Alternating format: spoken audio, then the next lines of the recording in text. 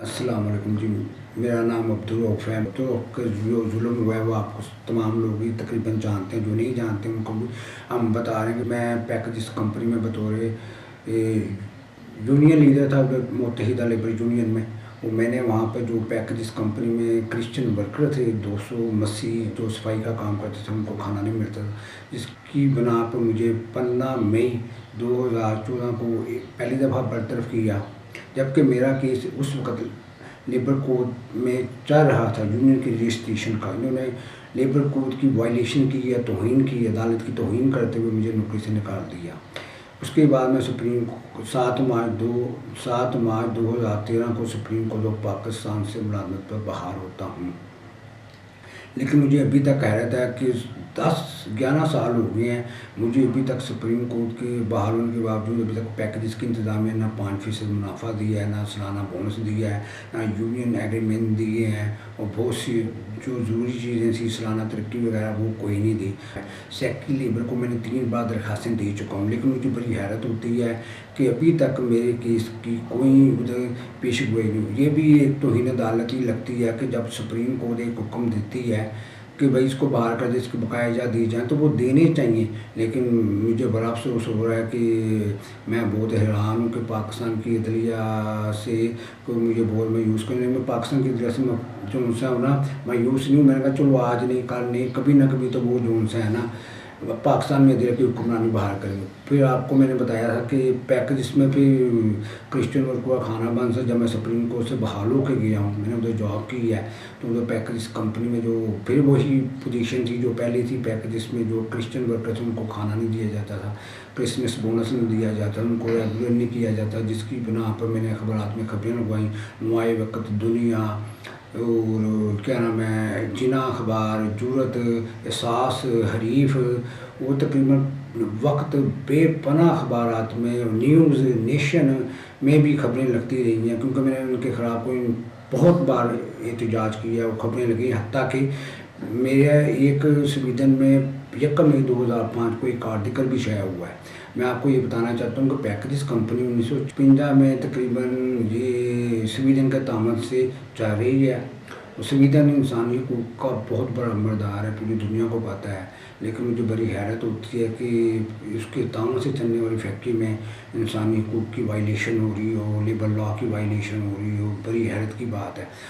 وہ packages company کے جو سربراہ ہیں وہ سید بابر علی صاحب ہیں، جو پاکستان کے بہت مشہور ترین آدمی ہیں، بہت بڑے بزنس مین ہیں۔ خیر وہ خبریں لگی، اس کے نتیجے میں نے سپریم کورٹ آف پاکستان کو درخواستیں دی، وزیر اعظم پاکستان کو درخواست دی، اور چیف سیکرٹری پنجاب کو درخواست، انسانی حقوق کمیشن کو درخواست دی ہے، جسٹس اینڈ لا کمیشن کو درخواست دی ہے،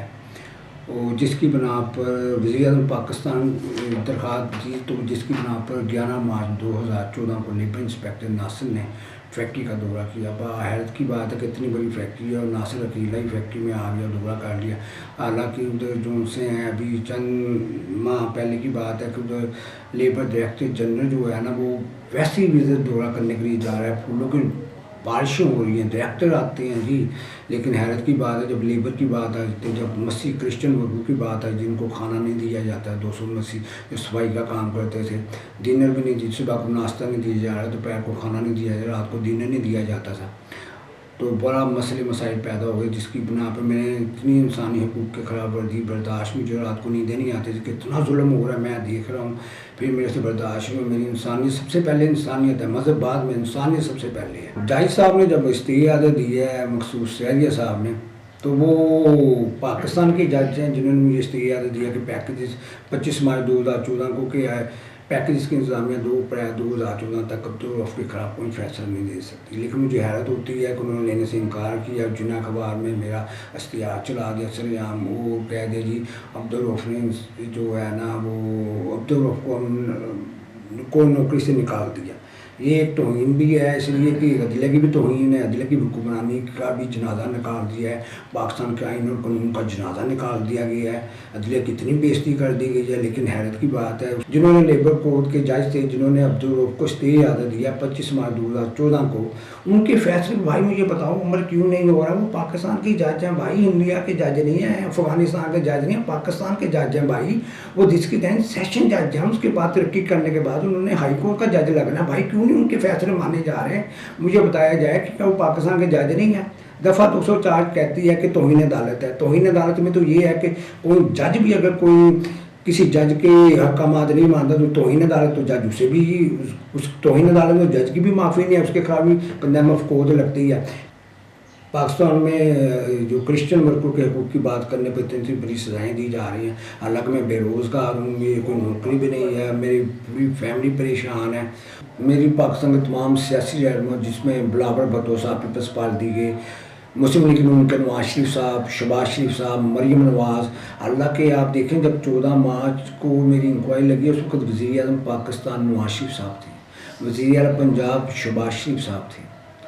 تو بڑی حیرت ہوئی ہے کہ اتنا بڑا ایشو بن گیا ہے، حتیٰ کہ آپ دیکھیں کہ اس کی انہوں نے کسی نے بیان نہیں دیا اخبارات میں، مولانا فضل الرحمان صاحب ہو گئے، سراج الحق صاحب ہو گئے، کوئی مذہبی تنظیم اور کوئی سیاسی تنظیم نے میرے حق میں بیان نہیں دیا۔ پاکستان میں مزدوروں کی تنظیمیں بے پناہ ہیں، NGOs ہیں، انسانی حقوق کے مردار بنے ہوئے ہیں، باہر کے ملکوں سے، امریکہ سے، یورپ سے آواز لیے جا رہی ہے ہم انسانی حقوق کے مردار ہیں۔ اور بھائی تم کس قسم کے انسانی حقوق کے مردار ہیں؟ میں نے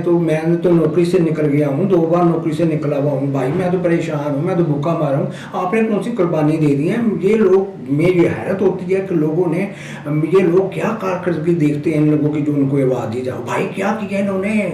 مجھے یہ بتایا جائے کیا ان کی لسٹ ہے؟ کیا یہ بس کھانا پوری کے لیے آپ ان لوگوں کو آواز دی جا رہے ہیں جو کہ انہوں نے کبھی انسانی حقوق کی بات بھی نہیں کرتے ہیں، نہ نوکریوں سے نکلتے ہیں، نہ معاشی قتل ہوتا ہے؟ عبدالرؤف کا تو معاشی قتل ہوا ہے، اس کی تو زندگی تباہ ہو گئی ہے، اور آپ انسانی حقوق کا آواز ان لوگوں کو دے رہے ہیں، امریکہ، برطانیہ، یورپ۔ مجھے حیرت ہوتی ہے، لیکن میرا کیس سپریم کورٹ پاکستان میں چل رہا ہے، 21-30 میرا کیس ہے جو کہ سپریم کورٹ میں دائر ہے۔ ابھی تک بڑی حیرت کی بات ہے کہ ابھی تک کوئی سنوائی نہیں، 2024 آ گیا، 3 سال تقریباً ہو گئے ہیں۔ میں سپریم کورٹ پاکستان میں ہم نے موقف اختیار کیا ہوا ہے کہ میرا جو کیس، ہم نے اس میں موقف اختیار کیا کہ مجھے پیکیجز فیکٹری میں جو کرسچن ورکر تھے ان کو کھانا دینے کی بنا پر نوکری سے نکالا گیا، اسٹے کے آرڈر کے باوجود۔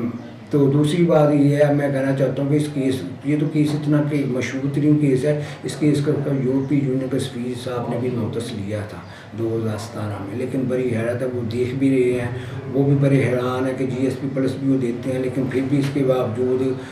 جو حکومت ہے یہ عبدالرؤف کو انصاف دینے میں مکمل طور پر ناکام ہو چکی ہے۔ عدالتی بھی جو سی ہیں وہ بھی غریبوں کی بات نہیں سنتی، یہاں پر بھی امیر آدمی جو طاقتور ہوتا ہے اس کے حق میں جلدی فیصلہ ہوتا ہے، اس کے حق میں تو رات کو بھی عدالتیں لگ جاتی ہیں سزا دینے کے لیے۔ لیکن عبدالرؤف کا کیس ہی میرے خیال سے عجیب و غریب ہے، اور پاکستان کا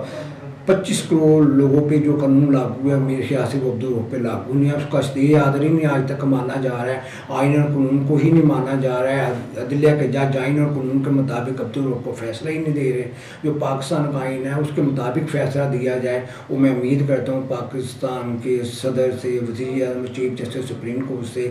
کہ وہ اس ویڈیو بیان کا فوری طور پر نوٹس لیں اور عبدالرؤف کو انصاف فراہم کریں، پیکیج فیکٹری میں جو کرسچن ورکر ہیں ان کو ریگولر کرائیں اور ان کو کھانے دینے کے پورے احکامات جاری کریں۔ میں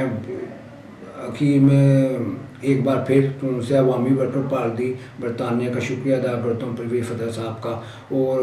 اسلم پرویز سوترا صاحب مسیح ملت پارٹی کے، کہ جنہوں نے مجھے اپنے آفس بلایا، ویڈیو بیان کروایا اور اپنے چینل پہ بلا کے میری بات جو ان سے لوگوں تک پہنچائی۔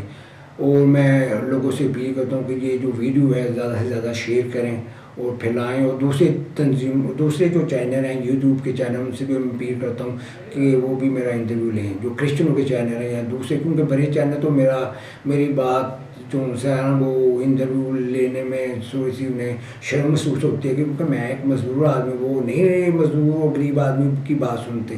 تو لہٰذا میری آپ سے بہت امید ہے کہ آپ اس ویڈیو کو زیادہ سے زیادہ شیئر کریں، لائک کریں اور اس کو جتنی جلدی وہ پھیلائیں۔ السلام علیکم۔